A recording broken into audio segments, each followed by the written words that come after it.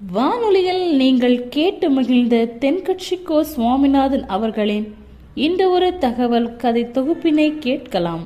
ஒரு கணவன் மனைவி எப்போ பார்த்தாலும் அவங்க ரெண்டு பேருக்கும் இடையில சண்டை வந்துக்கிட்டே இருந்தது. இதில் என்ன ஆச்சரியங்கிறீங்களா? நான் அதுக்காக சொல்ல வரல, இது வேறு விஷயம். அதாவது சண்டை போடாமல் இருக்கிறதுக்கு வழி சொல்கிற தகவல் இது. நான் சொன்ன அந்த கணவன் மனைவி எப்படின்னா, கணவன் ஒரு வார்த்தை சொன்னால் மனைவி கிட்டேருந்து 2 வார்த்தை பதிலாக வரும். இதுக்கு கணவன்கிட்டேருந்து 4 வார்த்தை பதிலாக வரும். இப்படி வார்த்தைகள் பெருகி போய் கடைசியில் வம்பில் வந்து முடியும். அந்த அம்மா பொறுத்து பார்த்தாங்க, அவங்களால தாக்கு பிடிக்க முடியல. பக்கத்து வீட்லேயும் ஒரு கணவன் மனைவி இருந்தாங்க, அவங்களுக்குள்ள சண்டை வர்றதில்லை. அது எப்படி அவங்களால மட்டும் சண்டை போடாமல் இருக்க முடியுது அப்படின்னு இந்த அம்மாவுக்கு ஆச்சரியம்.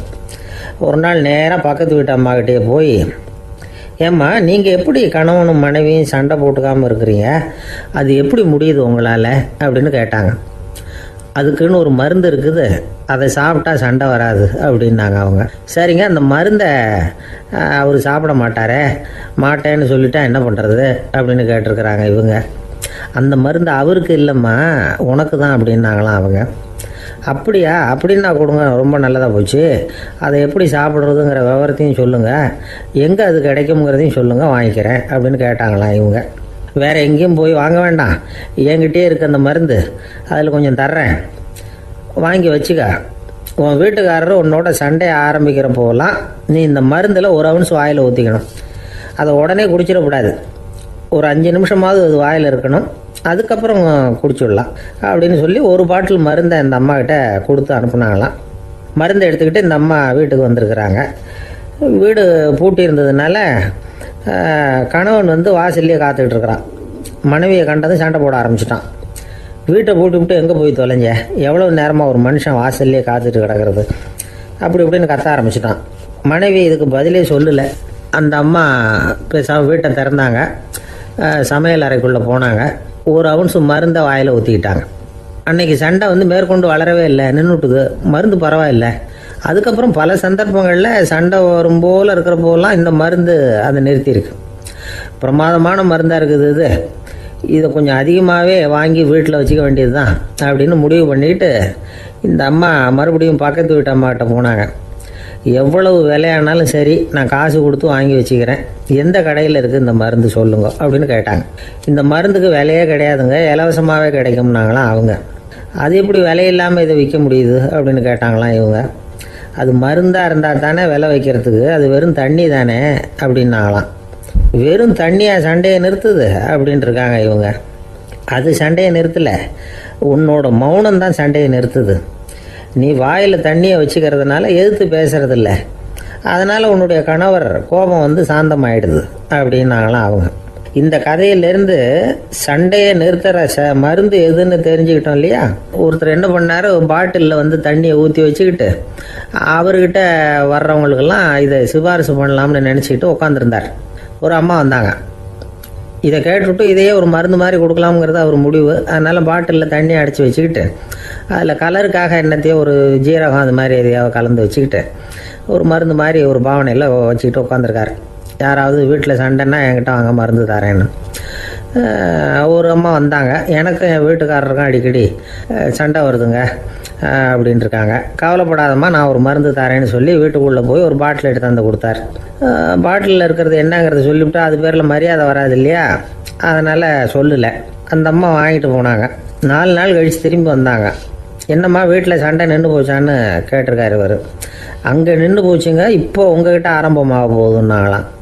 என்னம்மா அப்படின்ட்டுருக்காரு இவர் பயந்து போய். இப்போ என்னங்க நீங்கள் என்ன மருந்து கொடுத்துருக்குறீங்க என்னங்க அப்படின்னாங்களாம் கோபமாக. அது வெறும் தண்ணி தானே அப்படின்ட்டுருக்காரு இவர். தண்ணியாக இது நல்லா பாருங்கள் அப்படின்னு அந்த பாட்டிலில் நீட்டினாங்களாம். இவர் வாங்கி பார்த்துருக்காரு. அப்புறம் தான் விஷயம் புரியுது அவருக்கு. இவர் கை தவறுதலாக அவங்க வீட்டில் இருந்த மண்ணெண்ணெய் பாட்டில் எடுத்து அவர்கிட்ட கொடுத்துருக்குறாங்க. அப்புறம் என்ன ஆகும், சண்டை வராமல். ஒரு நாள் காலை நேரம் ஒரு குரு படுக்கையை விட்டு எழுந்திருக்கிறார். உடனே சீடர்களை பார்த்து எல்லாரும் இப்படி வாங்கங்கிறார். எல்லாரும் வர்றாங்க வேகமாக. என்னங்க வேணும் உங்களுக்கு அப்படிங்கிற மாதிரி எல்லாரும் குருவை பார்த்தாங்க பயபக்தியோட. குரு அந்த சீடர்களை பார்த்து, இதை பாருங்கள், இப்போ நான் ஒரு சிக்கலான விவகாரத்தில் மாட்டிக்கிட்டு இருக்கிறேன், அதை நீங்கள் தீர்த்து வச்சா நல்லதுன்னார். சீடர்களுக்கு ஒன்றும் புரியல. என்ன இது இவர் இப்படி சொல்கிறாரு? நமக்குள்ள எல்லா விவகாரங்களையும் தீர்த்து வைக்கிறவர் நம்ம குருநாதர்.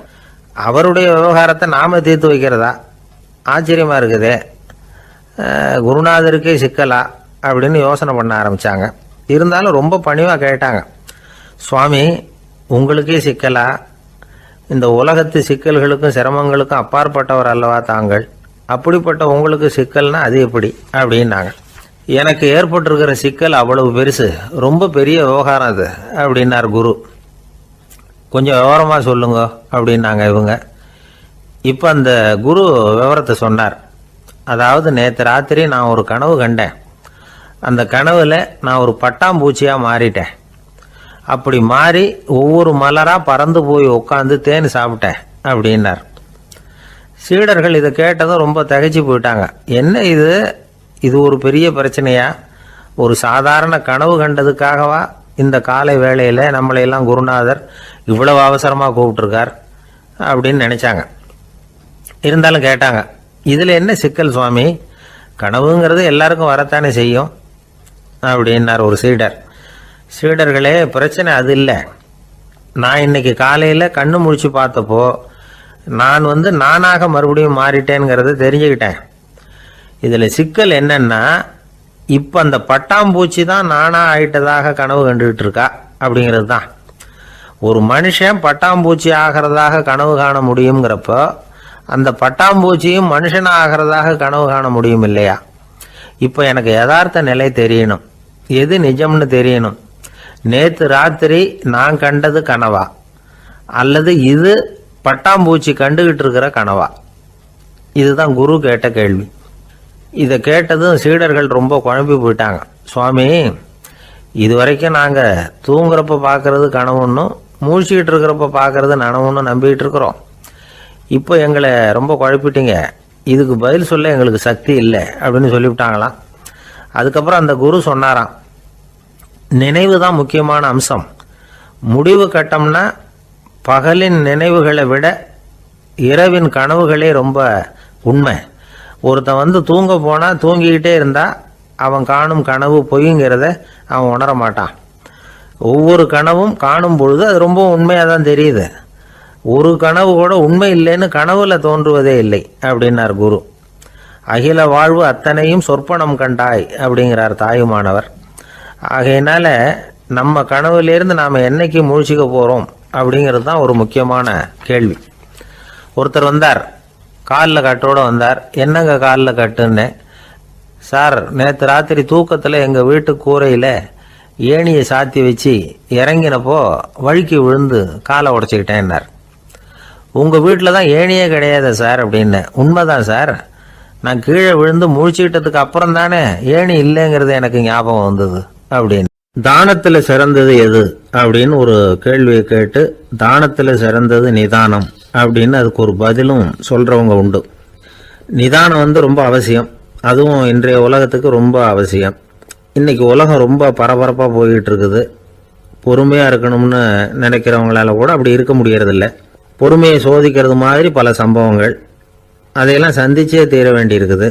எங்கே போனாலும் க்யூவில் நிற்க வேண்டியிருக்குது, எங்கே போனாலும் காத்துக்கிட்டு இருக்க வேண்டியிருக்கு. ஆஃபீஸ்லேயோ வீட்லேயோ கூட நீங்கள் நிதானமாக பொறுமையாக நடந்துக்க தெரியலன்னா உங்களுக்கு சிடுமூஞ்சி, முசுடு இப்படிலாம் பேர் வச்சுருவாங்க. அது உங்களுக்கு தேவையா? சரி, வாழ்க்கையில் பொறுமைசாலின்னு பேர் வாங்கிறதுக்கு என்ன வழி? முதல் பாயிண்ட், நீங்கள் நினைக்கிறது, எதிர்பார்க்கறது, செய்யறது எல்லாமே 100% கரெக்டாக நடக்கணும்னு ஆசைப்படக்கூடாது. எதுவாக இருந்தாலும் அதில் ஓரளவுக்கு தவறு நடக்கலாம் அப்படிங்கிறத எதிர்பார்த்தே இருக்கணும். ஓரளவுக்கு அதை அனுமதிக்கணும். ஒரு நண்பரை 6 மணிக்கு ஒரு இடத்துக்கு வர சொல்லியிருக்கிறீங்க. 6 மணிக்கு அவர் வரலை, உடனே பொறுமை இழந்து நடந்துக்கக்கூடாது. ஒரு 10 நிமிஷம் டிலே ஆகலாம். ஒரு வர்ற வழியில் பஸ்ஸு கூட ஏதாவது டிராஃபிக்கில் மாட்டியிருக்கலாம். அதெல்லாம் எதிர்பார்த்தே கொஞ்சம் காத்திருக்கிறதுல ஒன்றும் தப்பு இல்லை. சில சமயம் டிலே ஆகிறது கூட நல்லதாக முடியும். ஒரு பஸ்ஸை தவற விட்டுட்டு, ஐயோ கொஞ்சம் ஒரு 2 நிமிஷம் முன்னாடி வந்திருந்தா பிடிச்சிருக்கலாமே அப்படின்னு தவிச்சிக்கிட்டு இருப்பாங்க சில பேர். அடுத்தபடியாக வர்ற பஸ்ஸு நேரடியாக நீங்கள் போக வேண்டிய இடத்துக்கே கொண்டு போய் விடுற பஸ்ஸாக கூட இருக்கலாம். அது உங்களுக்கு முன்னாடி தெரியாதுல்ல. சில நெருக்கடியான சூழ்நிலைகளை தமாஷா எடுத்துக்கிறதுக்கு பழகிக்கணும். சில இடங்களுக்கு போகிறப்ப காத்திருக்கிறதுக்கு நம்ம மனசை தயார்படுத்திக்கிட்டே போகணும். ஒரு ரயிலுக்கோ பஸ்ஸுக்கோ அல்லது விமானத்துக்கோ கப்பல் பிரயாணத்துக்கோ போகிறப்போ அங்கே போய் நீங்கள் மணிக்கணக்கில் கூட காத்துக்கிட்டு தான் இருக்கணும். புறப்படுற நேரம் கூட மாறலாம். நீங்கள் போய் சேர்ந்ததும் அது உடனே புறப்படணும்னு கட்டாயமாக என்ன? அது மாதிரி சமயத்தில் படிக்கிறதுக்குன்னு சில சுவாரஸ்யமான புத்தகங்களையும் கையில் எடுத்துக்கலாம். உங்களை சுற்றி எவ்வளவோ சுவாரஸ்யமான சம்பவங்கள் நடந்துக்கிட்டு இருக்குதுல்ல, அதையெல்லாம் வேடிக்கை பாருங்கள். எதுக்காக காத்துக்கிட்டு இருக்கிறோமோ அந்த காரியத்தில் உண்மையாகவே நமக்கு ஒரு அக்கறை இருந்தால் நமக்கு போர் அடிக்காது. சில கோயில்களில் பார்த்துருப்பீங்க, தரிசனத்துக்காக பக்தர்கள் நாள் கணக்கில் காத்துக்கிட்டு இருப்பாங்க. அவங்களெலாம் அழுத்துக்கிறது இல்லை. ஆண்டவனை தரிசிக்கணுங்கிற உண்மையான அக்கறை இருக்கிறதுனால அவங்களுக்கு போர் அடிக்கிறது இல்லை. ஆனால் சில சினிமா தியேட்டரில் கூட பார்க்கலாமே, சினிமா கியூ கூட அப்படி தான். சாயந்தரம் 6 மணி ஆட்டத்துக்கு காலம்பரம் 6 மணிக்கே போய் கூட காத்துக்கிட்டு இருப்பாங்க. அவங்களுக்கெல்லாம் போர் அடிக்காது, படம் பார்க்குற ஆர்வம். இன்னொரு முக்கியமான விஷயத்தை நாம் பழக்கப்படுத்திக்கணும். லிவ் ஃபார் தி மூமெண்ட் அப்படிங்கிறாங்க நிபுணர்கள். ரொம்ப பேர் எப்படின்னா அடுத்தபடியாக நடக்க போகிற விஷயத்திலேயே கவனமாக இருப்பாங்க. அந்த நினைப்புலேயே இந்த நிமிஷத்தை பொறுமை இல்லாமல் கழிப்பாங்க. ஒருத்தர் இருக்கார், அவர் எப்படின்னா ஆஃபீஸ் முடியறதுக்குள்ளேயே சார் 5 மணிக்கெல்லாம் ரெடியாக இருங்க, நாம் அந்த ஹோட்டலில் போய் டிஃபன் சாப்பிட்ணும் அப்படின்னு 4 மணிலேருந்து சொல்லிகிட்டு இருப்பார். 4:55 பரபரப்பாக ஓடி வருவார். 2 பேரும் புறப்படுவோம், ஹோட்டலுக்கு போவோம், சாப்பிட்டுக்கிட்டு இருப்போம். அப்படி சாப்பிட்டுட்டு இருக்கிறப்ப சார் சாப்பிட்டு முடித்ததும் நேராக ஒரு ஜவுளி கடைக்கு போகிறோம் அப்படிம்பார். பரபரக்க சாப்பிட்டு முடிப்பார், புறப்படுவார். ஜவுளி கடையில் அவசரமாக சீக்கிரம் பில் போடுங்க சார், சினிமாவுக்கு நேரம் ஆகிடும்பார். சினிமா தியேட்டரில் உட்காந்து அடுத்தபடியாக எங்கே டின்னர் சாப்பிட்றதுன்னு யோசனை பண்ணிகிட்டு இருப்பார். ராத்திரி படுக்கையில் விழுந்ததுக்கு அப்புறமும் நாளைக்கு காலையில் எழுந்திரிச்சதும் அதை பண்ணணும் இதை பண்ணணும்னு திட்டம் போட்டுக்கிட்டே இருப்பார். அதாவது எப்பவும் அடுத்த நிமிஷம், அடுத்த நாள், அடுத்த வாரம், அடுத்த வருஷம், இதுதான் அவங்க சிந்தனை. இந்த நிமிஷம் என்ஜாய்மெண்ட்டை அவங்க இழந்துடுறாங்களாம். அதனால தான் வாழ்நாள் பூரா பொறுமையின்மை, அவஸ்தை, அல்லல். அதனால் நாம் எல்லாரும் வாழ்க்கையில் நிதானமாக இருக்கிறதுக்கு கற்றுக்கணுமா. அதுக்காக இந்த நிதானத்துக்கு வேறு விதமான அர்த்தம் பண்ணிக்கக்கூடாது. ஒருத்தர் அப்படித்தான் ஒரு தடவை அவருடைய குதிரை காணாமல் போயிட்டு தான். அதுக்காக அவர் கவலைப்படலை, நிம்மதியாக இருந்தார், சந்தோஷமாக இருந்தார். என்ன சார் இது, உங்கள் குதிரை திருட்டு போயிட்டுதுங்கிறீங்க, நீங்கள் கவலைப்படாமல் இருக்கிறீங்களே அப்படின்னு கேட்டாங்களாம். அதுக்கு அவர் சொல்லியிருக்கார், நல்ல வேலை சார், கட்டியிருந்த குதிரை காணாமல் போயிருக்குது. நான் அது மேலே உட்காந்துருக்கிற சமயம் அது காணாமல் போயிருந்ததுன்னா, திருட்டு போயிருந்ததுன்னா நானும் சேர்ந்துல காணாமல் போயிருப்பேன் அப்படின்னாராம். எவ்வளவு நிதானமான ஆள் பாருங்க. ஒரு நண்பர் வந்தார், ரொம்பவும் இறுக்கமாக உடை அணிஞ்சிருந்தார். அதாவது ஆடைக்குள்ளே அவர் மாட்டிக்கிட்டு இருந்தது மாதிரி தெரிஞ்சது. ஏன் துணி குறைச்சலாக எடுத்துட்டிங்களா அப்படின்னு கேட்டோம். இல்லைங்க, எனக்கு எப்போவுமே இறுக்கமாக உடை அணிகிறது தான் பிடிக்கும் அப்படின்னார். ஒருத்தர் எப்படி உடை அணிகிறார் அப்படிங்கிறத வச்சு அந்த ஆள் எப்படிப்பட்டவர் அப்படிங்கிறத கண்டுபிடிச்சிடலாம். உடை அணிகிற விதம் ஒருத்தருடைய மனநிலையை வெளிப்படுத்துதான். இப்போ இறுக்கமான உடை அணிகிறவங்க பொதுவாக மன நிம்மதி இல்லாதவங்களாக இருப்பாங்களாம், கோபக்காரங்களாக இருப்பாங்களாம். ரொம்ப தொலைதொலைப்பாக ஆடை அணிகிறவங்க இருக்கிறாங்கல்ல, அவங்கெல்லாம் அமைதியான ஆளாக இருப்பாங்களாம், சாந்தமாக இருப்பாங்களாம். இவங்கெல்லாம் போராடுறதுக்கு சரியாக வரமாட்டாங்களாம். இப்படி ஒரு கணிப்பு இருக்குது. அதனால தான் போர் வீரர்களுக்கெல்லாம் இறுக்கமான உடையை தான் கொடுக்கறது வழக்கம். ஆனால் சன்னியாசிகளை பாருங்கள், அவங்களுக்கெல்லாம் ரொம்ப தொலை உடைகள் தான். அவங்கெல்லாம் டைட் பேண்ட் போட்டுக்கிட்டு நிற்க மாட்டாங்க சன்னியாசிகள்லாம். அதே மாதிரி சன்னியாசிகள்லாம் காவி உடைய தேர்ந்தெடுக்கிறதுக்கும் காரணம் உண்டு. பல ஆண்டுகள் சோதனை செஞ்சு பார்த்துட்டு தான் சன்னியாசத்துக்கு காவி தான் சரி அப்படின்னு முடிவு பண்ணியிருக்கிறாங்க. இப்போ பௌதீக விஞ்ஞானப்படியும் அதுதான் சரி. அதாவது சூரிய ஒளியில் 7 வண்ணங்கள் உண்டு. ஒரு பொருள் மேலே அது விழும்பொழுது அந்த பொருள் நமக்கு சிவப்பாக தெரிஞ்சதுன்னா அந்த பொருள் சிவப்பை தவிர மற்ற எல்லா நிற கதிர்களையும் உள்வாங்கிக்கிட்டு சிவப்பு நிறத்தை மட்டும் வெளியில் விடுது. அதாவது விலக்கி விடுது. அதனால தான் அந்த பொருள் சிவப்பாக தெரியுது. உடல் ஆரோக்கியத்துக்கு ஓரளவு சிவப்பு தேவைப்படுது. அதனால தான் காவி உடை அணிஞ்சால் சூரிய ஒளி ஓரளவு சிவப்பை விலக்கிவிடும். அதாவது சிவப்பின் பலனும் கிடைக்கும், இந்த சிவப்பின் கெடுதலும் இல்லை அப்படின்னு யோசனை பண்ணாங்க. காவி உதய வேளையின் நிறம். கீழ் வானத்தில் கதிர் உதிக்கிற வேளையில் முதல் ஒளி தோன்றுகிற நேரத்தில் காவி நிறம் தான் கசியும். தியானம் செய்கிறப்போ முதல்ல காணக்கூடிய ஒளி காவி நிறம்தான். தியானத்தின் உச்ச நிலையின் நிறம் நீலம். தியானம் காவி நிறத்தில் ஆரம்பமாகி நீல நிறத்தில் நிறைவடைகிறது அப்படிங்கிறார் ஓஷோ. நீலம் தியான சிகரம், காவி தியான ஆரம்ப குறியீடு. ஒரு சன்னியாசியின் ஆரம்ப தரிசனம் அப்படிங்கிறார் அவர். ஒருத்தர் நாள் பூரா காவி உடையே அணிஞ்சிருந்தா அந்த நிறம் அவருக்கு தியானத்தை பற்றிய நினைவை ஊட்டிக்கிட்டே இருக்கும். இப்படியே ஆடைக்கும் தியானத்துக்கும் இடையில ஒரு தொடர் ஏற்படுது. ஒரு துறவியின் உள்ளார்ந்த பண்பா அது மாறுது. கடை வீதியில் ஒரு பொருள் வாங்க போகிறோம், அது மறந்துடக்கூடாதுங்கிறதுக்காக ஞாபகம் முடிச்சு போட்டுக்கிறோம். அந்த முடிச்சுக்கும் பொருளுக்கும் தொடர்பு இல்லை. ஆனால் கடை வீதிக்கு போன உடனே அந்த முடிச்சு அந்த பொருளை ஞாபகப்படுத்துது. அதாவது அந்த முடிச்சு ஒரு தொடர்பு அம்சமாக அமையுது. அது மாதிரி தான் காவி உடையும். ஒரு துறவி நடக்கும் பொழுது, சாப்பிடும் பொழுது, குளிக்கும் பொழுது அவருடைய காவி உடை அவருக்கு ஞாபகப்படுத்திக்கிட்டே இருக்கும். அது ஒரு நிலைப்படுத்தப்பட்ட நினைவாக ஞாபக முடிச்சாக மாறிடுது. காவி ஆடை இல்லைன்னா ஒருத்தரால் துறவியாக முடியாதுன்னு அர்த்தம் இல்லை. அதே நேரத்தில் காவி ஆடையால் ஒன்றும் பிரயோஜனம் இல்லை, அதில் ஒன்றும் அர்த்தம் இல்லை அப்படின்னு சொல்லிட முடியாது. இதுதான் உண்மை. இவ்வளவு தூரம் காவி ஆடையை பற்றி சொல்கிறதுனால எல்லாரும் சன்னியாசியாக போடுங்கோ அப்படின்னு நாம் சொல்கிறதாக யாரும் நினச்சிடக்கூடாது. மனசுக்கும் நிறத்துக்கும் உள்ள சம்பந்தத்தை தெரிஞ்சுக்கிறதுக்காக தான் இவ்வளவும். நமக்கு தெரிஞ்ச நண்பர் ஒருத்தர் இருக்கிறார், ஆஃபீஸில் வேலை பார்க்குறவர். ஒவ்வொரு மாதமும் 20ஆம் தேதிக்கு பிறகு அவரை போய் பார்த்தீங்கன்னா காவி உடை அணிஞ்சிக்கிட்டு, கண்ணை மூடிக்கிட்டு, கை ரெண்டையும் விரித்து வச்சுக்கிட்டு தியானத்திலே உட்காந்துருப்பார். ஏன் இப்படி பண்ணுறீங்கன்னு கேட்டேன். அதாவது 20ஆம் தேதிக்கு பிறகு என் கையில் ஒரு பைசா கூட கிடையாது, ஒரு சன்னியாசி லெவலில் இருக்கிறேன், என்கிட்ட எதுவும் செலவுக்கு கேட்காத அப்படின்னு என் மனைவிக்கு நான் சூக்காக உணர்த்துறதுக்காக அப்படி உட்காந்துருப்பேன் அப்படின்னு விளக்கம் கொடுக்குறார் அவர். ஒரு நண்பர் சினிமா படம் தயாரிக்கிறவர், அவர்கிட்ட ஒரு நாள் பேசிக்கிட்டு இருந்தேன். அது எப்படி சார், நீங்கள் எடுக்கிற எந்த படமும் கையை கடிக்காத அளவுக்கு எடுத்துடுறீங்களே, அது எப்படின்னு கேட்டேன். அது ஒன்றும் பெரிய விஷயம் இல்லை சார். பெண்களுக்குன்னு சில உருக்கமான காட்சிகள், இளைஞர்களுக்குன்னு சில நடனங்கள், அடிதடி காட்சிகள், அப்புறம் வயசானவங்களுக்குன்னு சில ஆன்மீக காட்சிகள், சின்ன பிள்ளைங்களுக்கு சிரிப்பு, இப்படி எல்லாமும் சேர்த்து நான் படம் எடுக்கிறேன். மசாலா படம்னு பேர். இது ரொம்ப பெருசாக இல்லைன்னாலும் ஓரளவுக்கு சுமாராக ஓடிடும், கையை கடிக்காது அப்படின்னார். இது ஒரு உத்தி. சில பத்திரிகை ஆசிரியர்களும் இந்த உத்தியை கையாளுறது உண்டு. இந்த உத்திக்கு பார்னம் உத்தி அப்படின்னு பேர். பார்னம் எஃபெக்ட் அப்படின்னு சொல்லுவாங்க. அதாவது ஃபீனியஸ் டி பார்னம் அப்படின்னு ஒருத்தர் அமெரிக்காவில் இருந்தாராம்.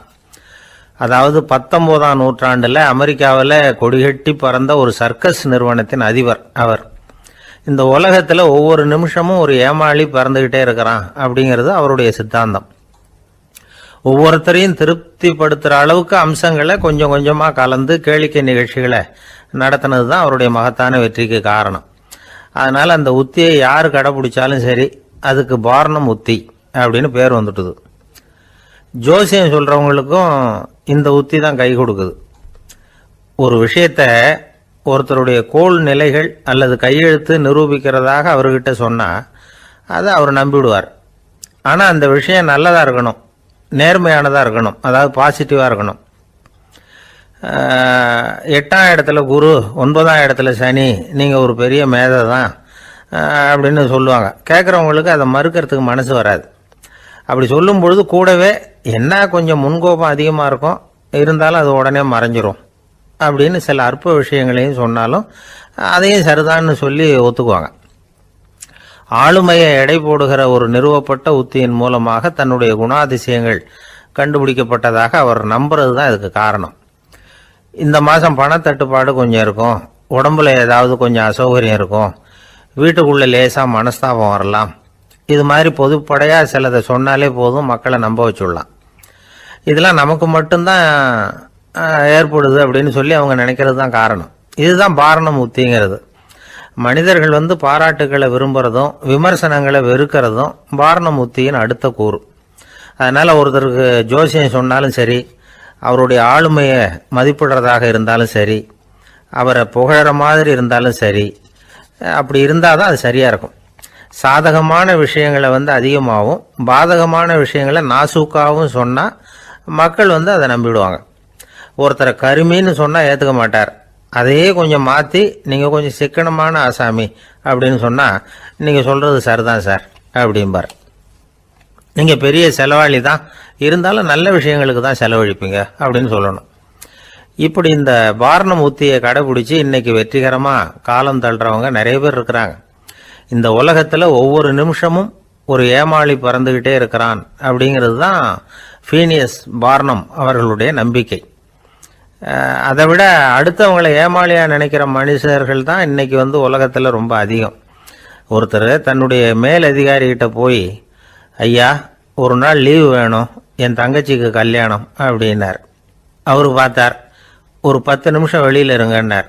10 நிமிஷம் கழித்து கூப்பிட்டார், இதை பாருங்கள், நீங்கள் சொல்கிறது பொய். இப்போ உங்கள் தங்கச்சிக்கு ஃபோன் பண்ணேன், அவங்க தனக்கு 2 வருஷத்துக்கு முன்னாடியே கல்யாணம் ஆகிட்டதாக சொல்கிறாங்க அப்படின்னார். உடனே இவர் சொன்னார், சார் இப்போ நீங்கள் சொல்கிறதும் பொய்யா தான் இருக்கணும், ஏன்னா நிஜமாக எனக்கு ஒரு தங்கச்சியே கிடையாது அப்படின்னார். ஒரு சராசரி மனிதனுடைய இயல்பு என்ன? இன்பம் வந்தால் துள்ளி குதிப்பான், துன்பம் வந்தால் சோர்ந்து போய் ஒரு மூலையில் உட்காந்துருவான். இவன் தான் சராசரி மனிதன். ஆனால் ஒருத்தன் இன்பம் வந்தால் அதுக்காக மகிழ்ச்சி அடையிறதில்ல, துன்பம் வந்தால் அதுக்காக சோர்ந்து போகிறதில்ல அப்படின்னு வச்சுக்கோங்க. அப்படி இருந்தால் அவன் சாதாரண ஆள் கிடையாது.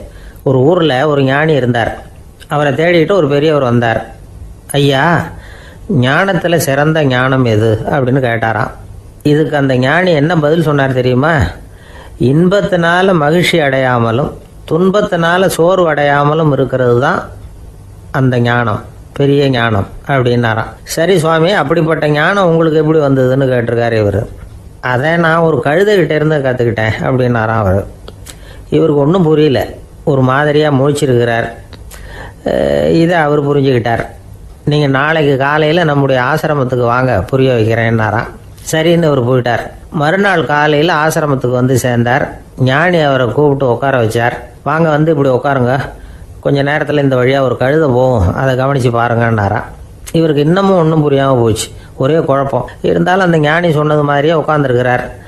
கொஞ்சம் நேரத்தில் அந்த வழியாக ஒரு கழுதை போச்சு. அது முதுக நிறைய அழுக்கு மூட்டைகள், அதை சுமந்துக்கிட்டு போகுது. ஒரு செலவு தொழிலாளி அதை ஓட்டிகிட்டு போகிறார். கொஞ்சம் தூரத்தில் ஒரு ஆறு இருக்குது. அங்கே போய் துணியெல்லாம் சுத்தப்படுத்திக்கிட்டு சாயந்தரமாக திரும்பி இந்த வழியாகவே வருவாங்க. ஞானி சொன்னது மாதிரியே இந்த பெரியவர் அழுக்கு மூட்டையை சுமந்துக்கிட்டு போகிற அந்த கழுதையை கவனித்தார். கழுதை போயிட்டுது. அதுக்கப்புறம் ஞானியை திரும்பி பார்த்தார். இப்போ அந்த ஞானி சொன்னார், சாயந்தரம் வரைக்கும் நீங்கள் இங்கேயே இருக்கணும்னார். அதே மாதிரி இவர் இருந்தார். சாயந்தரமாக அந்த ஞானி சொன்னார், ஐயா இப்போ கொஞ்ச நேரத்தில் அந்த கழுதை இந்த வழியாக திரும்பி வரும், அதையும் கவனித்து பாருங்கன்னார். இவரும் கவனித்து பார்க்குறார். கழுதை வந்தது. அது முதுகில் சலவை செய்யப்பட்ட துணி மூட்டை, அது பாட்டுக்கு சுமந்துக்கிட்டு போய்கிட்டு இருக்குது. பெரியவருக்கு ஒன்றும் புரியல, பொறுமை இழந்துட்டார். சரி சுவாமி, இந்த கழுதைக்கும் உங்கள் ஞானத்துக்கும் என்ன சம்பந்தம் அப்படின்னார். இப்போ அந்த ஞானி விளக்கினார். ஐயா, இந்த கழுதை இதே மாதிரி தினமும் காலையில் அழுக்கு மூட்டைகளை சுமந்துக்கிட்டு ஆற்றுக்கு போகுது, மாலையில் வெண்மையான சுத்தமான துணிகளை சுமந்துக்கிட்டு திரும்பி ஊருக்கு போகுது. காலையில் இது போகும் பொழுது முதுகில் அழுக்கு மூட்டைகளை சுமந்துக்கிட்டு போகிறோமேங்கிற வருத்தமும் அதுக்கு கிடையாது. சாயந்தரம் திரும்பி வரும்பொழுது சுத்தமான துணிகளை சுமந்துக்கிட்டு வர்றோமேங்கிற மகிழ்ச்சியும் அதுக்கு இல்லை. இதை பார்த்து தான் நானும் அது மாதிரி ஞானத்தை கற்றுக்கிட்டேன் அப்படின்னாராம். அதனால் யார் கற்றுக் கொடுக்குறாங்க அப்படிங்கிறத விட எதை கற்றுக்கிறோம் அப்படிங்கிறது தான் முக்கியம். ஒரு சினிமா பார்க்குறோம், ஒரு அருவி கொட்டுறது மாதிரி காட்சி வருது, தண்ணீர் வழியுது. படம் முடிஞ்சதும் பார்த்தீங்கன்னா அந்த திரை என்ன நனைஞ்சு போயா இருக்கும். ஒரு தீப்பிடிச்சு எரியிற காட்சியே சினிமாவில் பார்க்குறீங்க, காட்சி முடிஞ்சதும் அந்த வெண் திரையே கருகி போயா இருக்கும். படத்தில் வர்ற தண்ணீரும் நெருப்பும் அந்த திரையை பாதிக்கிறது இல்லை.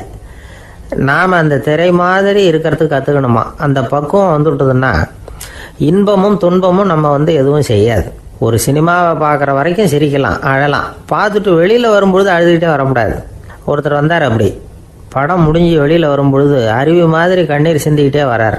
ஏன் சார் படம் அவ்வளவு சோகமா அப்படின்னு கேட்டார். இன்னொருத்தர், இல்லை சார் கூட்டம் ரொம்ப குறைச்சல் சார், மொத்தம் படம் பார்க்க வந்தவங்களே 15 பேர் தான் சார் அப்படின்னார் கண்ணீரை தொடச்சிக்கிட்டே. அதுக்கு நீங்கள் ஏன் சார் அழறீங்கன்னு கேட்டார் அவர். இந்த படத்தோட தயாரிப்பாளரே நான் தான் சார் அப்படின்னாரா இவர். ஒரு நீதிமன்றம், அங்கே ஒரு கொலை வழக்கு சம்பந்தமாக விசாரணை நடந்துக்கிட்டு இருக்குது. அந்த வழக்கறிஞர் ரொம்ப தீவிரமாக வாதாடிக்கிட்டு இருக்கிறார். தன்னுடைய கட்சிக்காரர் நிரபராதிங்கிறது அவருக்கு நல்லா தெரியும்.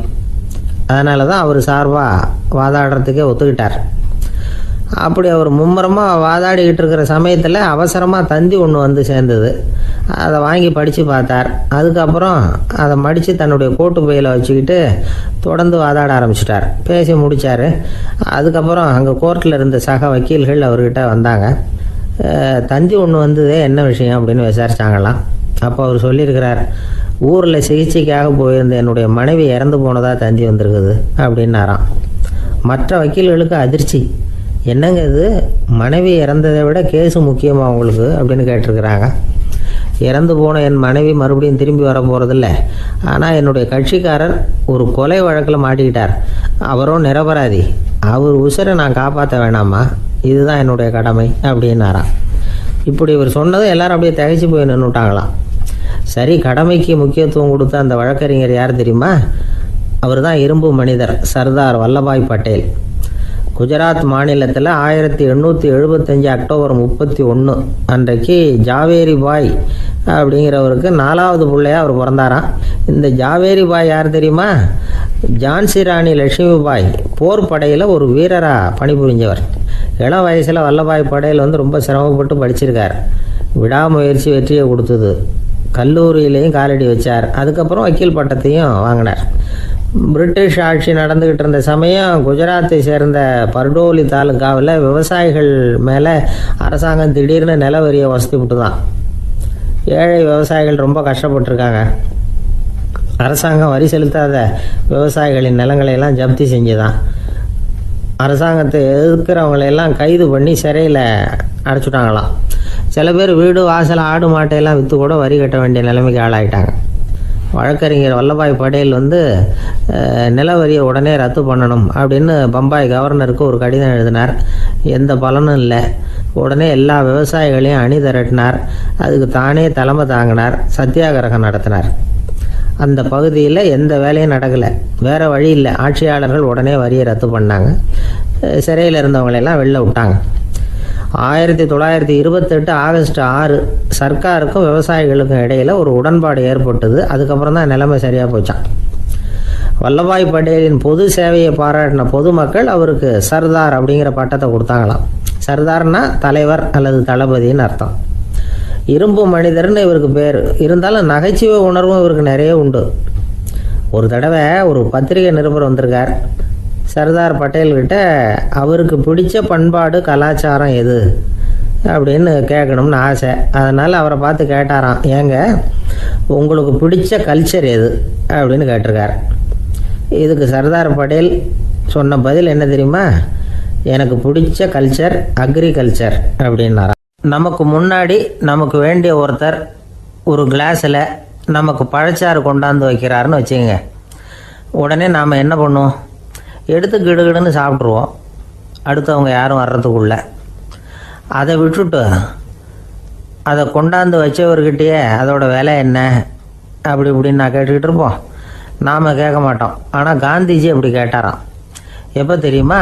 1935. அந்த வருஷம் மே மாதத்தில் ஒரு நாள் காந்திஜி டெல்லியில் இருக்கிறார். அப்போ அவருக்கு 2 டம்ளர் மாம்பழச்சாறு கொண்டாந்து கொடுக்குறாங்க. அதை வாங்குறார். இதோட விலை என்ன அப்படின்னு கேட்டார் காந்திஜி. யாருக்கிட்ட கேட்டாருன்னா மனுபென் காந்திகிட்ட கேட்குறார். அவங்க தான் கொண்டாந்து கொடுக்குறாங்க. காந்திஜிக்கு உதவி செய்கிறதுக்காக அவர் கூடவே இருந்தவங்க அவங்ககிட்ட தான் கேட்குறாரு. காந்திஜி சும்மா வேடிக்கைக்காக இப்படி கேட்குறாருன்னு நினச்சிட்டாங்க அந்த அம்மா. அதுவும் இல்லாமல் அதோட விலையை கேட்டால் காந்திஜி நிச்சயமாக அதை சாப்பிட மாட்டார் அப்படிங்கிற பயம் வேறு. அதனால் அந்த அம்மா பதில் எதுவும் சொல்லாமல் கம்முன்னு இருந்துட்டாங்க. கொஞ்ச நேரம் ஆச்சு. அந்த பழச்சாறு வச்ச இடத்துல அப்படியே இருக்குது. வச்ச இடத்துல வச்சபடியே இருக்குது. காந்திஜி அதை சாப்பிடவே இல்லை. மனுபென் காந்தி பார்த்தாங்க. மெதுவாக காந்திஜிக்கிட்ட போய் அதை சாப்பிடுங்களேன் அப்படின்னாங்க. பழச்சாறு விலை என்னன்னு கேட்டேன். அதுக்கு பதில் இல்லை. அது முதல் தப்பு. பதிலை எதிர்பார்த்திருந்தும் அதை பற்றி விசாரிக்கலை. அது 2வது தப்பு. இப்படி 2 தப்புகளை பண்ணிவிட்டு என்கிட்ட இதை சாப்பிடுங்கன்னு சொன்னால் அது எப்படி அப்படின்னு கேட்டாராம் காந்திஜி. மனுபென் காந்தி என்ன சொல்கிறதுன்னு தெரியாமல் திகைச்சு போய் நின்றுக்கிட்டு இருந்தாங்க.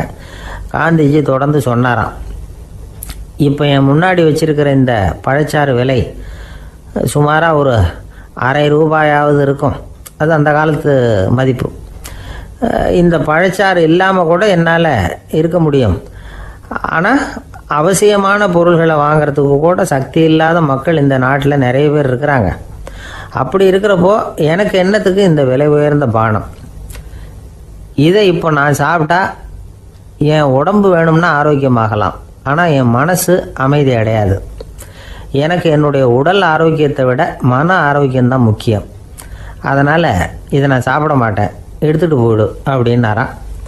அந்த சமயத்தில் ஒரு அகதி பொண்ணு 2 குழந்தைகளோட காந்திஜியை பார்க்குறதுக்காக வந்தது. வணக்கம் சொல்லிச்சு. காந்திஜி உடனே தனக்கு முன்னாடி இருந்த பழச்சாற்றை எடுத்து அந்த பொண்ணுக்கிட்டேயும் குழந்தைகள்கிட்டையும் கொடுத்து சாப்பிட சொன்னார். அவங்க அதை வாங்கி ரொம்ப சந்தோஷத்தோடு சாப்பிட்டாங்களாம். அதை பார்த்த காந்திஜி முகத்தில் ஒரு புன்னகை, ஒரு பரவசம், ஒரு திருப்தி. அவர் மனசு நிறைஞ்சி இருந்தது. அப்போ அவர் சொன்னாராம், ஆண்டவன் எனக்கு எப்பவும் சரியான சமயத்தில் கை கொடுப்பாருங்கிறது அதுக்கு இதுதான் அத்தாட்சி. நான் ஒரு இக்கட்டான சூழ்நிலையில் இருக்கிறப்ப கூட கடவுளின் கருணையால் அந்த சூழ்நிலை என்னை பாதிக்கலை. என் கூட இவ்வளோ நாள் பழகியும் கூட இங்கே இருக்கிறவங்க எனக்கு அதிக விலை உள்ள பழரசத்தை கொடுத்தாங்க. ஆனால் சரியான நேரத்தில் அதை சாப்பிட வேண்டியவங்களை என்கிட்ட அனுப்பி வச்சு என்னை சந்தோஷப்படுத்தினார் கடவுள், அவருக்கு நன்றி அப்படின்னாராம் மகாத்மா காந்தி. உடல் ஆரோக்கியத்தை விட மன ஆரோக்கியம்தான் எனக்கு முக்கியம்னு சொன்னார் பாருங்க. அதை நாம் எல்லாரும் மனப்பூர்வமாக இன்றைக்கி சிந்திச்சு பார்க்கணும். இந்த காலத்தில் எல்லாரும் அப்படியா நினைக்கிறாங்க? எனக்கு தெரிஞ்ச ஒருத்தர் இருந்தார். தினமும் காலையில் ஒரு காஃபி சாப்பிட உட்கார்ற நேரத்தில் பக்கத்து வீட்டுக்காரர் வந்து சேருவார் கரெக்டாக. உடனே அவரும் தனக்குன்னு வந்திருக்கிற காப்பியை எடுத்து மனப்பூர்வமாக பக்கத்து வீட்டுக்காரர்கிட்ட கொடுத்துருவார். அதுக்கப்புறம் அவருக்காக வேறு காப்பி போட்டு கொண்டாந்து கொடுத்தாலும் வேண்டான்னு சொல்லிடுவார். ஆண்டவனாக பார்த்து சரியான நேரத்தில் அவரை எங்கள் வீட்டுக்கு தினமும் அனுப்பி வைக்கிறார் அப்படிம்பார். ஏன் அப்படி சொல்கிறீங்க அப்படின்னு கேட்டோம் ஒரு நாள். அதுக்கு அவர் சொல்கிறார், எனக்கு என்னோட உடல் ஆரோக்கியம்தான் முக்கியம். இதை கடவுள் புரிஞ்சுக்கிட்டு எங்கள் வீட்டு காப்பியை சாப்பிட்றதுக்கு தினமும் அடுத்த வீட்டுக்காரனை அனுப்பி வைக்கிறார் அப்படின்னார் அவர்.